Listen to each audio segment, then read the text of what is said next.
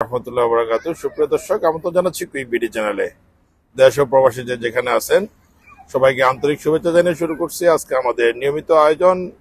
আপনাদের সাথে আছে আমি দিদার আলম আরজু। সুপ্রিয় দর্শক, প্রবাসের মাটিতে আজকে ছুটির দিনে উইকেন্ডে আমরা এক প্রবাসীর গল্প শুনবো। প্রবাসে আছেন আমাদের আজকে অতিথি আমাদের জাফর আহমেদ লস্কর, আমাদের ফেনীর কৃতি সন্তান। জাফর আহমেদ লস্কর কাতার বিএনপি কেন্দ্রীয় কমিটির সদস্য এবং কি কাতার জাতীয়বাদী ফেনী জেলা জাতীয়বাদী ফোরামের সভাপতি মণ্ডলীর সদস্য এবং কি কাতার যুব দলের সাবেক সহ সাংগঠনিক সম্পাদক। তো আজকে আমি কুইক বিডি চ্যানেলকে ধন্যবাদ জানাচ্ছি আমাকে এই প্রোগ্রাম আনার জন্য। উনি সময় সাপেক্ষে যে কথাগুলো বলার জন্য আমাকে এখানে এনেছে। আমরা আসলে বর্তমানে দেখতেছি যে কাতারে আমরা যারা প্রবাসে থাকি, আমরা যারা প্রবাসী, তো তাদের যারা বিএনপি পরিবারের সদস্য, যারা বিএনপির জন্য আমরা দীর্ঘ 15-16 বছর প্রবাস থেকে বিভিন্ন দেশ থেকে আমরা বিএনপিকে যেভাবে যে কোনো প্রকার আমরা সাপোর্ট করেছি এবং কি সব ধরনের সহযোগিতা করেছি। আজকে দেখা যাচ্ছে যে আমরা যখন দেশে যাই বা দেশে গেলে আমরা মোটামুটি যাই সম্মান পাওয়ার পাই, কিন্তু যখন দেশ থেকে আমরা চলে আসি আবার প্রবাসে, তো আমাদের কোনো যদি প্রবলেম হয়, কোনো সমস্যা হয়, আপনার এনিহাও যে কোনো সমস্যা, পারিবারিক সমস্যা, তারপর আপনার রাজনৈতিক সমস্যা, আমাদের অন্যান্য সমস্যাগুলো যদি হয়, তখন দেখা যায় কি আমরা সাপোর্ট পাই না, আমরা বিভিন্ন রকমের হয়রানি হই। যারা অনেক নব্য বিএনপি আছে যারা বর্তমানে দেশের বিভিন্ন ইয়েগুলো করতেছে, 40 দরবার ওইটা সেটা সেগুলা করতেছে, আমরা শুধু তাদের কাছ থেকে আশ্বাসই পাই, কিন্তু জানি না আমরা শেষ পর্যন্ত কি পাবো।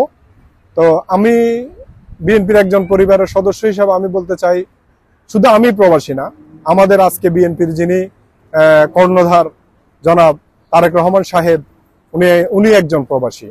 তো ওনার কাছে আমার বিনীত অনুরোধ থাকবে যে আমাদের প্রবাসীদের দুঃখ সুখ উনি যেন বুঝে এবং কি প্রবাসীরা যেন কোনো রকম হয়রানির শিকার না হয়। সব ক্ষেত্রে দেশে গেলে যদি দেশে যাওয়ার পরে বা প্রবাসে থাকি যদি আমরা বিএনপি থেকে যদি কোনো হেল্প না পাই, বিএনপি থেকে যদি আমরা কোনো সুযোগ সুবিধা না পাই, তাহলে আমরা আসলে ব্যর্থ বলে নিজেকে স্বীকার করব। কারণ দীর্ঘ 16-17 বছর আমরা বিভিন্ন দেশ থেকে বিএনপিকে যা করণীয় প্রয়োজন আমরা করেছি, যত রকমের ছিল আমরা সবই করেছি, আর্থিক, মানসিক, তারপরে আপনার এই অবরোধগুলা আমরা দেশ থেকে এখানে বিভিন্ন প্রোগ্রাম করে সেটা প্রতিবাদ জানিয়েছি, অনেক কিছু হয়েছে। তো আজকে বিএনপি ইনশাল্লাহ আমি জানি আমাদের যে সামনে 2026-এর ফেব্রুয়ারিতে আমাদের নির্বাচন হবে, আমরা আশা করি যে সকল ষড়যন্ত্র শেষ করে ইনশাল্লাহ বিএনপি ক্ষমতায় আসবে। তো আমি এই জন্য আমাদের ভারপ্রাপ্ত চেয়ারম্যান জনাব তারেক রহমানের কাছে বিনীত আহ্বান জানাচ্ছি যে আমরা যারা প্রবাসে থাকি, আমাদের যদি দেশে কোনো প্রবলেম হয়, যেন এটা দেশে যারা আছে, দেশে যারা রাজনীতি করে তাদেরকে আমি অনুরোধ জানাবো যে প্রবাসীদের প্রতি যেন অন্যায় অবিচার না করা হয়। যারা বিশেষ করে বিএনপি পরিবার আর বিএনপি পরিবারের বাইরেও যারা আছে, তো তাদেরকেও যেন হেনস্থার শিকার না হতে হয়। বিশেষ করে এই অনুরোধটা জানিয়ে আমি আমার বক্তব্য এখানে শেষ করলাম।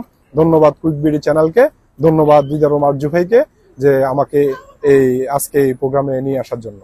ধন্যবাদ জানাচ্ছি জাফর আহমেদ লস্কর ভাই, আমাদের ফেনীর কৃতি সন্তান। সুপ্রিয় দর্শক, আরেকদিন আরেকজন অতিথিকে নিয়ে আবার আপনাদের সামনে উপস্থিত হবো। সে পর্যন্ত ভালো থাকুন, সুস্থ থাকুন আর আমাদের সাথে থাকুন। আল্লাহ হাফেজ।